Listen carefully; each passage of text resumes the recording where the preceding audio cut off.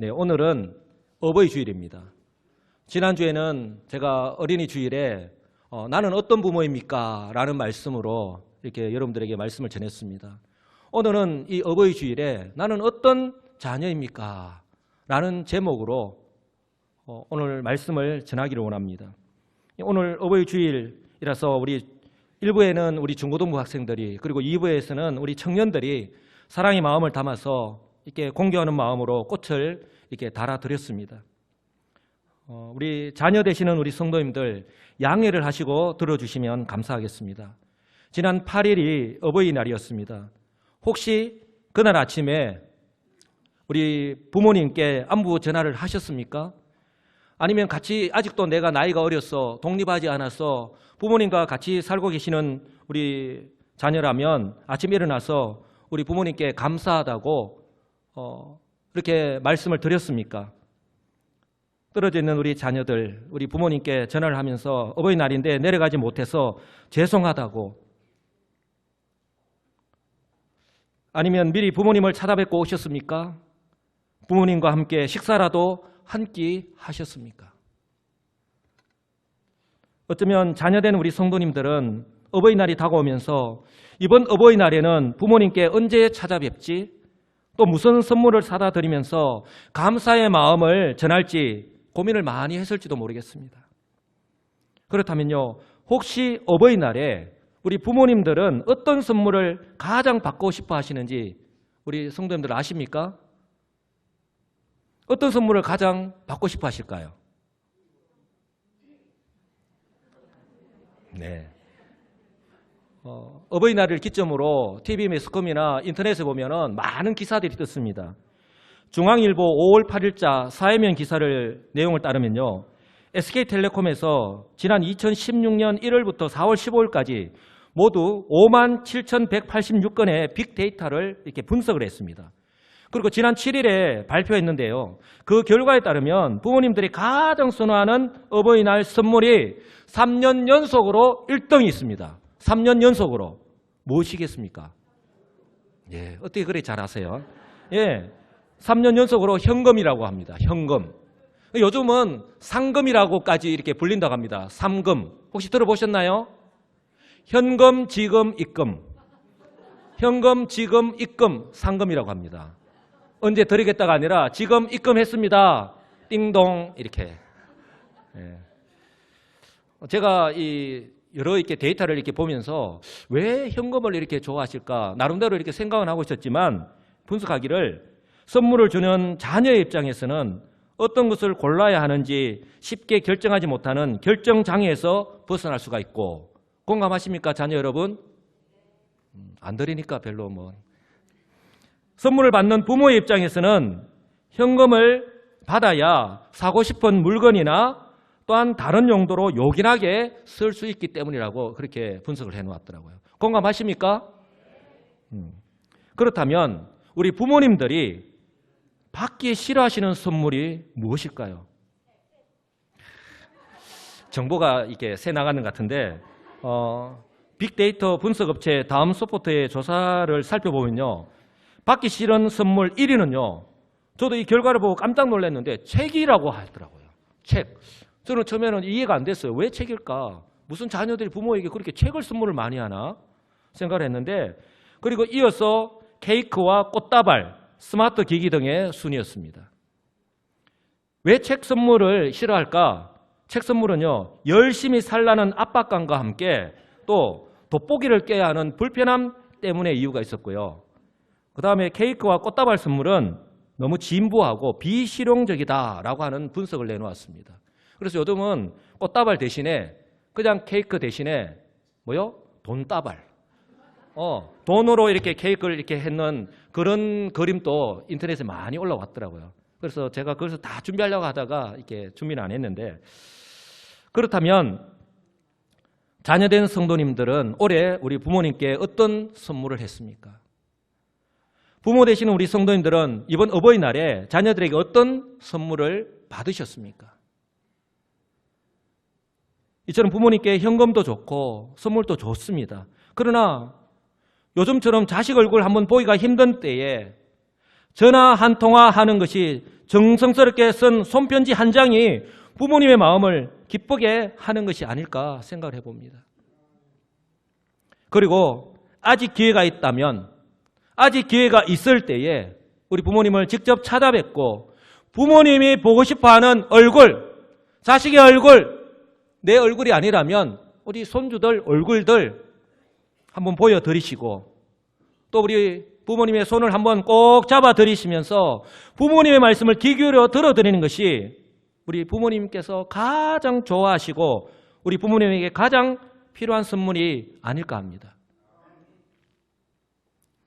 저는 장인어른이 경북 의성에 계십니다. 그리고 제 모친은 경주에 계십니다.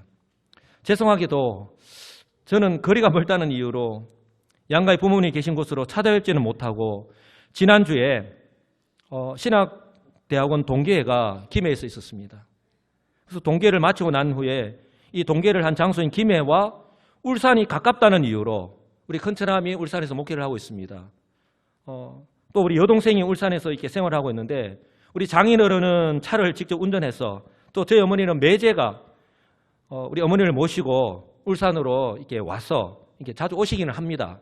그래서 와서 제가 이렇게 식사를 이렇게 대접을 해드리고 또 적지만 용돈을 드리고 돌아왔는데 제가 참 이렇게 목사이기 때문에 제가 서울에서 사역하는 10년 동안에 또 제가 미국에 가 있는 1년 동안에 대구에서 부산에서 이렇게 지방으로 이렇게 다니다 보니까 참 부모님을 잘 찾아뵙지 못한 그런 이유 때문에 늘 죄송한 마음이 이 마음 가운데서 떠나지 않습니다.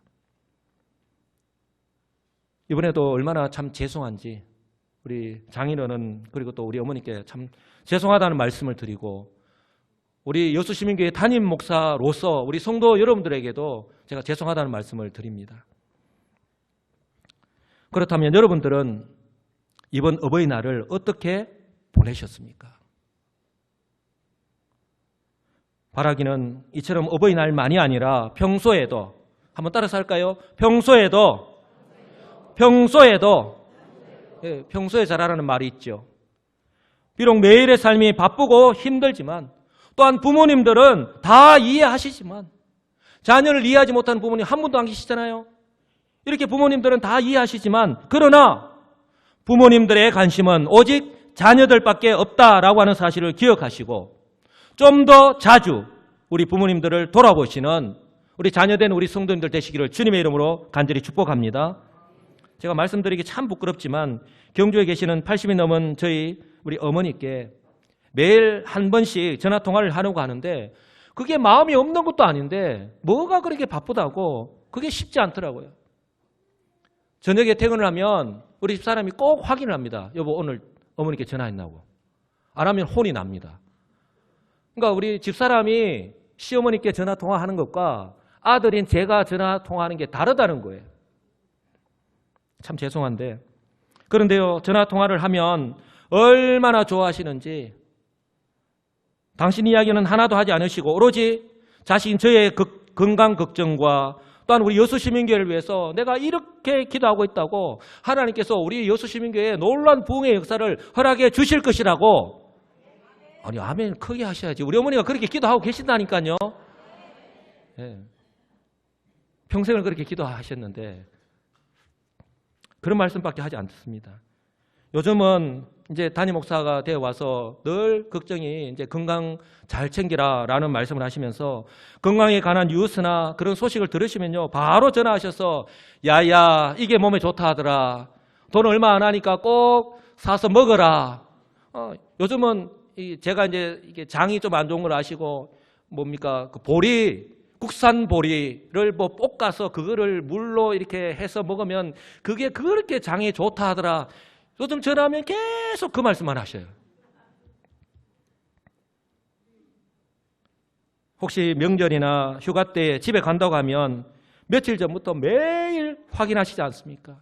당일에는 지금 운전해가 항상 가고 있는데 어디쯤 오고 있냐고 또 어디쯤 오고 있냐고 계속해서 전화를 하십니다. 아마 이 이야기는 비단 저만의 이야기가 아닐 거예요. 이것이요 어릴 때 우리 부모님의 품에 있을 때나 커서 시집 장가를 갔을 때도 여전히 변함이 없는 자녀를 향한 부모님의 마음인 줄 믿습니다. 지금요, 구역별로 대신방 중인데 기도 제목을 보면요, 자녀들 위한 기도가 빠지지 않습니다. 자녀들의 건강을 위해서, 자녀들의 학업을 위해서, 취직을 위해서, 결혼을 위해서, 그리고 믿음 생활을 위해서. 부모님의 관심이 오직 자녀에게 있다고 하는 것을요, 다시 한 번 더 확인할 수 있었습니다. 그렇다면 자녀된 성도 여러분, 여러분들은 부모님의 이런 사랑과 희생을 알고 계십니까? 잊지 않고 기억하고 계십니까? 그리고 그것을 표현하면서 살아가고 계십니까? 여러분 아마 어머님의 마음이라고 하는 찬양을 아실 거예요. 아마 이 찬양을 우리가 들으면 그냥 가슴이 뭉클해서 내 자신의 모습을 돌아보면서 얼마나 눈물을 많이 흘리는지 모릅니다.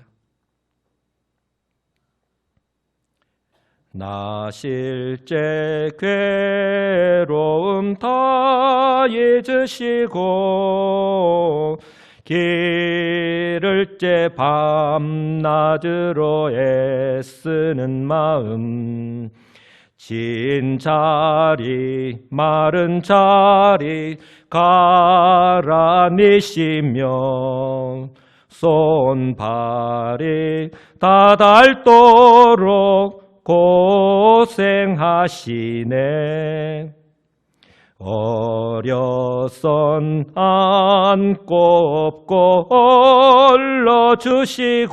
올려주시고 자라선 문 기대어 기다리는 맘 알을 싸 그릇 뗄 싸 자식 생각에 고우시던 이마 위에 주름이 가득.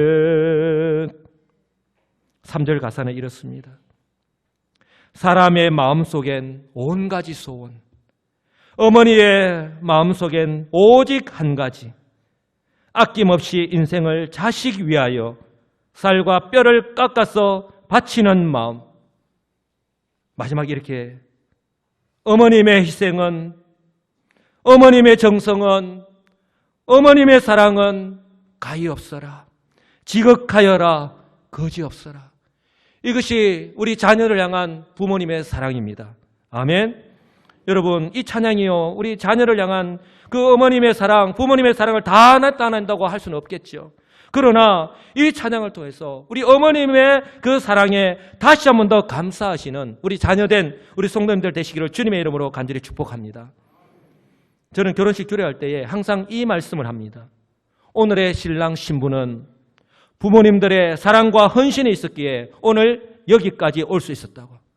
그러므로 살아가는 것이 아무리 바쁘더라도 전화 통화라도 자주 하고 또한 찾아뵈라고 합니다. 왜냐하면 이것이 부모에 대한 자녀의 마땅한 도리이기 때문이라고 말씀을 합니다.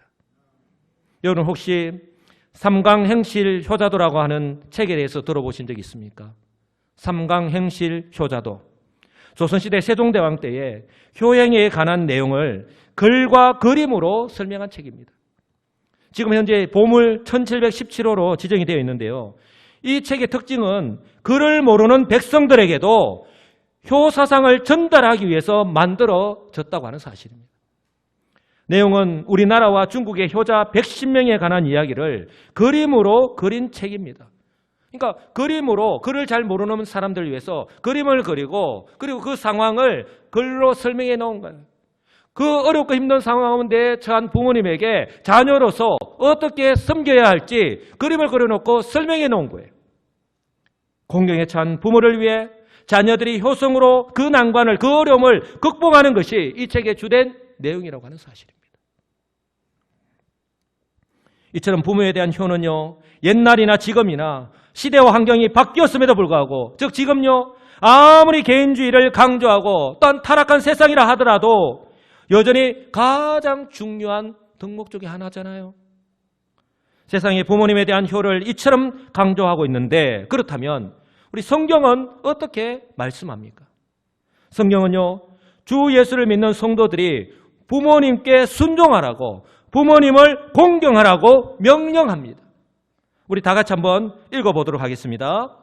자녀들아, 주 안에서 너희 부모에게 순종하라. 이것이 옳으니라. 내 아버지와 어머니를 공경하라. 이것이 약속이 있는 첫 계명이니 이로써 내가 잘되고 장수하리라. 아멘. 여러분, 자녀는요, 부모에게 반드시 순종해야 합니다. 그런데 순종에는요, 우리 성도된 우리 자녀들에게는 이 순종해야 되는 것이 마땅한데 하나의 조건이 있다고 성경은 말씀합니다. 바로 주 안에 있습니다. 주 안에서 거듭난, 주 안에서 새 옷을 입은, 주 안에서 하나님의 자녀된 저와 여러분들이 어떻게 부모를 섬겨야 할 것인가 하는 거예요. 이것은요, 부모에게 순종하되 그 순종의 근거를 하나님의 말씀에 두고 하나님의 말씀을 벗어나지 말라는 것입니다. 예를 들어서 부모가 자녀에게 도둑질과 거짓말과 살인과 폭력을 이렇게 요구할 경우에는 성경에서 분명히 그것을 금지하고 있기 때문에 절대로 순종해서는 안 된다고 하는 겁니다. 그러나 이 말씀은요, 부모가 비록 가난하고 무지하고 허약하고 심지어 인격적인 기감이 되지 못한다고 할지라도 자녀들은 이 하나님의 명령에 근거하여서 부모님께 순종해야 한다고 말씀하고 있는 거예요. 이처럼 부모에게 순종하지 않아도 될 일은 하나도 없습니다. 바로 하나님의 말씀에 벗어나지 않는다는 말입니다. 성경 이처럼요, 그리스도 안에서 새 사람이 된, 즉 그리스도인이라고 하는 새 옷을 입은 저와 여러분들이 제약된 이 세상과는 구별된 모습으로 너희 부모에게 순종하라고, 내 아버지와 어머니를 공경하라고 말씀하십니다. 아니, 명령하고 있습니다. 여기에서 자녀된 저와 여러분들이 부모님과의 관계 속에서요, 어쩌면 가장 많이 실수를 하고 또한 간과히 여기고 있는 부분이 아닐까 생각하는데요. 바로 이 순종하라고 하는 말씀의 뜻이에요. 의미입니다. 여러분, 이 순종하라는 말씀은요, 경청한다라고 하는 뜻을 포함하고 있습니다. 한번 따라서 할까요? 경청하겠습니다. 경청하겠습니다. 예, 자녀로서 부모님의 말씀을요, 주의를 기울여서 듣는 것을 의미하는 거예요. 부모님의 말씀을요, 그냥 벌로 듣는 것이 아니라 내 마음을 활짝 열고 부모님이 왜 지금 이 말씀을 나에게 하실까? 귀를 쫑긋 세워서 듣는 것을 의미하는 거예요. 그럴 때 우리 부모님의 마음을 알 수 있고, 그리고 진심으로, 진정으로 우리가 부모님께 순종할 수 있기 때문에 그렇습니다. 어쩌면 부모님의 말씀을 했던 소리 또 한다고 여기면서 귀 기울여 들으지 하지 않고 잔소리로 여기고 듣기 싫어하는 자녀된 저와 여러분들이라면 정말 새겨들어야 할 말씀이 아닐까 생각합니다. 제가 딸들에게 이야기할 때에 제 딸들이 제 말을 제대로 듣지 않고 근성으로 들으면요, 정말 기분이 나빠요. 그래서 우리 딸들에게 때로는 혼을 낼 때가 있습니다. 그런데요, 저 역시 어머니와 대화를 하거나 통화를 할 때에 어머니의 말씀을 끝까지 제대로 듣지 않고 또 어머니께서 같은 내용을 반복해서 또 말씀하시거나 또 잔소리를 여겨지면 네, 알겠습니다만 반복해서 이야기했던 것 같아서 제가 지난 주간에 계속해서 이 설교를 준비하면서 우리 어머니께 죄송한 마음이 들었습니다.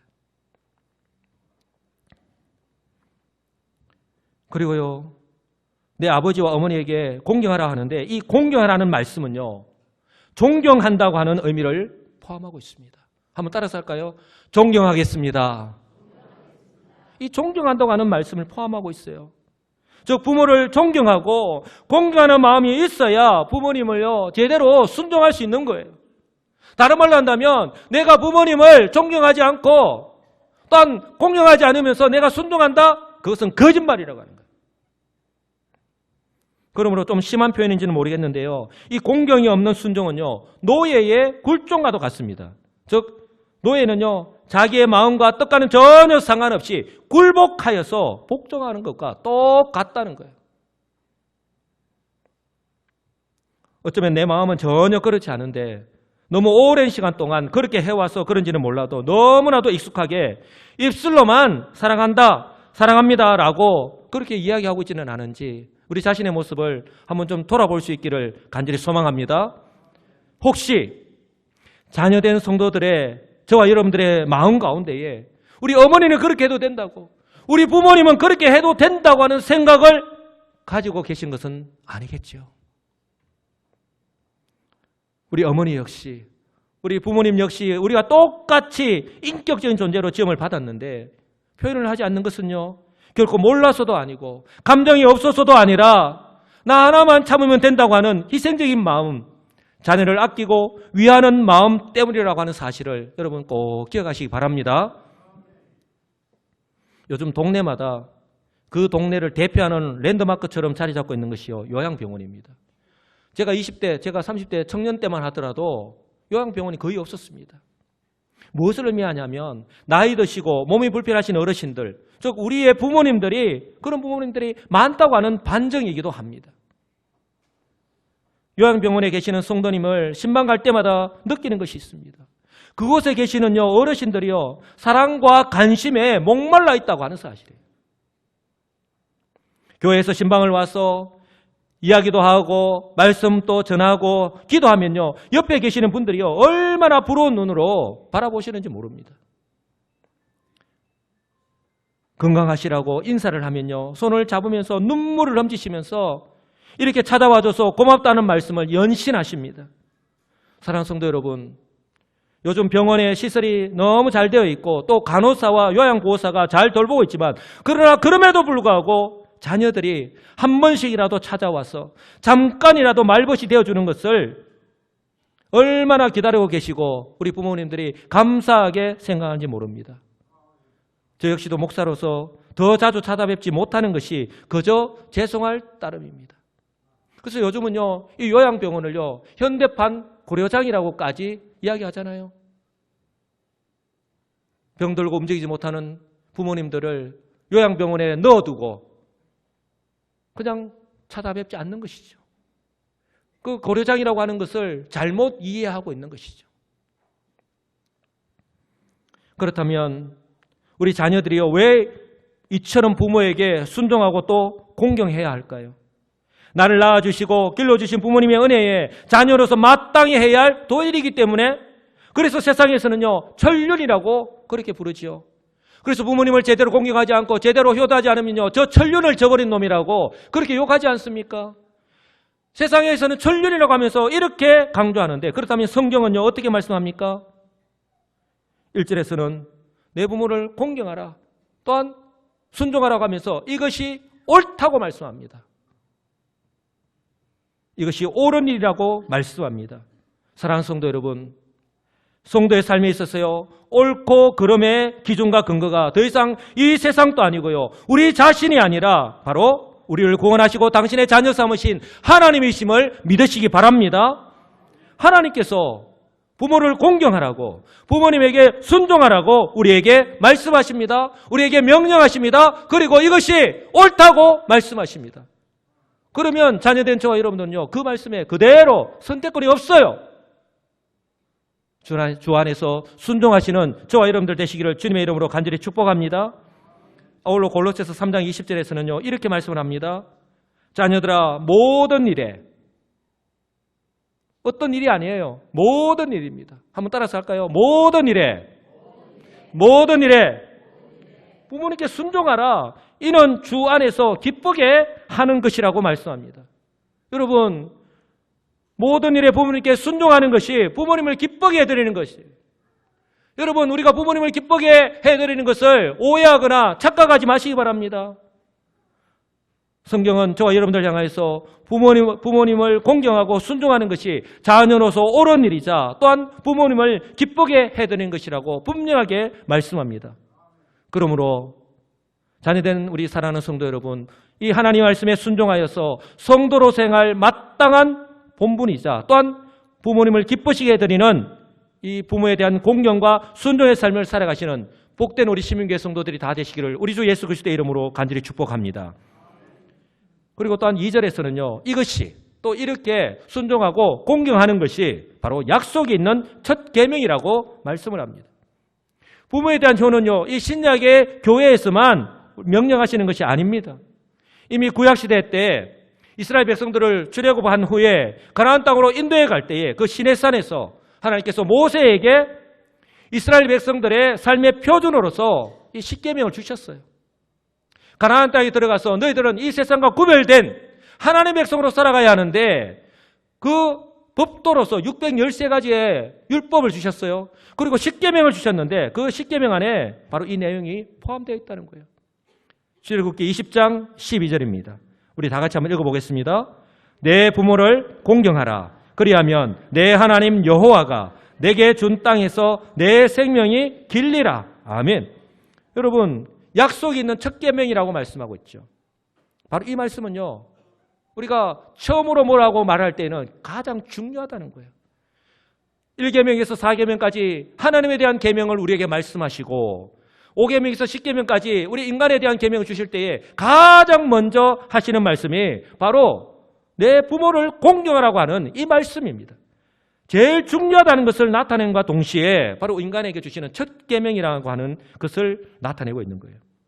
하나님께서 주의 백성들에게 있어서 부모에 대한 효를 얼마나 중요하게 여기고 있는가, 강조하고 있는가, 우리 성도들이 마땅히 해야 될 본분이라는 것을 우리에게 가르쳐주고 있는 것입니다. 사랑하는 성도 여러분, 성도는요, 이 세상 속에서 살아가고 있지만 이 세상에 속한 사람이 아니라 하늘에 속한 사람임을 믿으시기 바랍니다. 고린도후서 5장 17절 말씀처럼 그리스도 안에서 새로운 피조물, 즉 새로운 옷을 입고 살아가야 하는 존재라는 거예요. 우리는 그리스도인이라고 하는 새 옷을 입었습니다. 그러므로 성도는요, 이 세상의 기준을 뛰어넘어서 천륜보다 우선하는 하나님의 말씀이기 때문에, 하나님의 명령이기 때문에 반드시 순종해야 할 줄 믿습니다. 그렇게 살아가시기를 주님의 이름으로 간절히 축복합니다. 이것은요, 우리 성도의 믿음이 바로 우리의 삶을 통해서 나타나는 한 부분이기 때문에 너무나도 중요하다는 거예요. 그래서 요한일서 4장 20절은 이렇게 말씀을 합니다. 누구든지 하나님을 사랑하노라 하고 형제를 미워하면 이런 거짓말하는 자니 보는 바 그 형제를 사랑하지 않은 자는 보지 못하는 바 하나님을 사랑할 수 없느니라. 눈에 보이는 형제를, 눈에 보이는 그 부모님을 공경하지 못하고 순종하지 못하는데, 사랑하지 못하는데 어떻게 눈에 보이지 않는 하나님을 너희들이 사랑한다고 그렇게 섬긴다라고 할 수 있겠느냐는 거예요. 그것은 거짓말이라는 거예요. 그렇게까지 말씀합니다. 이처럼 성도로서 주 안에서 모든 일에 부모님을 공경하고 순종하는 것이 마땅하지만 그럼에도 불구하고요, 성경은요, 하나님께서 이 말씀과 함께 축복을 약속하십니다. 3절인데요. 우리 다 같이 한번 읽어보겠습니다. 이로써 내가 잘되고 땅에서 장수하리라. 아멘. 이로써 내가 잘되고 땅에서 장수한다고 성경은 약속합니다. 성경의 이 약속은요, 성도들이 이 땅 가운데서 열심히 노력해서 얻는 것이 아니라, 그 결과로서 주어지는 것이 아니라 성도로서 하나님께서 약속하신 것을 신실하게 지킬 때에 약속을 반드시 지키시는 그 언약에 신실하신 하나님께서 은혜로 우리에게 주시는 복이라고 성경은 분명하게 말씀합니다. 하나님께서 은혜로 주시는 이 복을 바로 우리가 성도로서, 자녀로서 온전히 순종함으로 행함으로 말미암아 받아 누리시는 삶을 살아가시는 우리 성도님들 다 되시기를 주님의 이름으로 간절히 축복합니다. 여러분, 오늘 성도에게 주시는 이 자녀로서 부모에 대한 공경과 순종의 삶의 모습은 지금 우리가 살아가고 있는 이 시대와는 구별되는 모습이기 때문에 저와 여러분들의 이러한 믿음을 가지고 살아가는 것이 더더욱 의미가 있고 중요하다고 하는 사실을 꼭 기억하시기 바랍니다. 여러분, 지금 우리가 살아가고 있는 이 세상은요, 오늘 성경이 우리에게 말씀하시는 대로 이렇게 온전하게 살아갈 수 없는 그런 시대적 환경이라고 하는 거예요. 사도 바울이 세상 마지막, 즉 말세 때에 나타나는 모습을요, 이렇게 말씀을 합니다. 한번 잘 들어보시기 바랍니다. 너는 이것을 알라. 말세에 고통하는 때가 이르러 사람들이 자기를 사랑하며 돈을 사랑하며 자랑하며 교만하며 비방하며 부모를 거역하며 감사하지 아니하며 거룩하지 아니하며 무정하며 원통함을 풀지 아니하며 모함하며 절제하지 못하며 사나우며 선한 것을 좋아하지 아니하며 배신하며 조급하며 자만하며 쾌락을 사랑하기를 하나님 사랑하는 것보다 더하며. 여러분, 지금 우리가 살아가고 있는 이 시대의 모습 그대로지 않습니까? 지금 어느 것 하나라도 지금 말세 때 나타나는 그 모습들을 제가 읽어드렸는데, 지금 우리가 살아가고 있는 이 시대에 목사님 그것 아닙니다 라고 할 수 있는 게 그 어느 하나라도 있습니까? 이런 시대를 저와 여러분들이, 이런 시대적 환경 가운데서 저와 여러분들이 살아가고 있습니다. 바로 성도로 말입니다.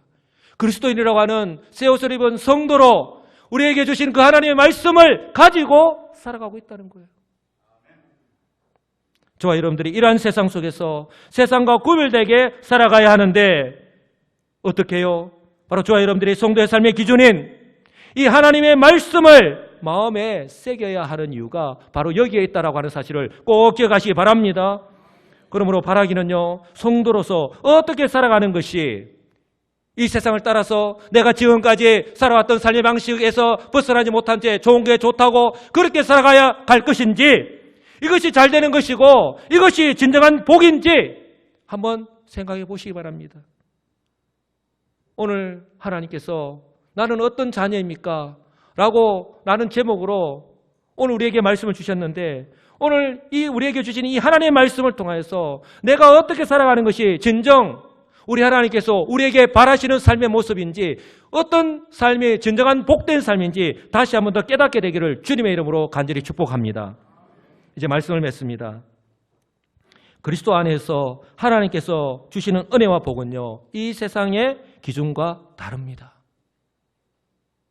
내가 그리스도인이 되었기 때문에, 그리스도인이라고 하는 새 옷을 입었기 때문에 이제까지 나의 이 세상에 잘 되는 기준, 복의 기준, 한 걸음 더 나아가면요, 형통의 기준도요 달라져야 하는 거예요. 내가 아니라, 이 세상이 아니라 바로 하나님의 말씀임을 믿으시기 바랍니다. 그래서 우리에게 아직도 기회가 있다면, 아직도 나에게 기회가 있다면 오늘 말씀처럼 주 안에서 부모님을 정말 사랑하는 마음으로 공경하고 순종하시는 삶을 살아가시는 우리 자녀된 성도 여러분들이 되시기를 주님의 이름으로 간절히 축복합니다. 그래서 하나님께서 약속하신 대로 이 땅에서 살아가는 날 동안에 모든 일이 잘 되고, 또한 하나님께서 살아가신 은혜와 복을 장수하시면서 누리시면서 살아가시는 진정 지혜롭고 복된 우리 시민교회 성도들이 다 되시기를 우리 주 예수 그리스도의 이름으로 간절히 축복합니다. 아멘.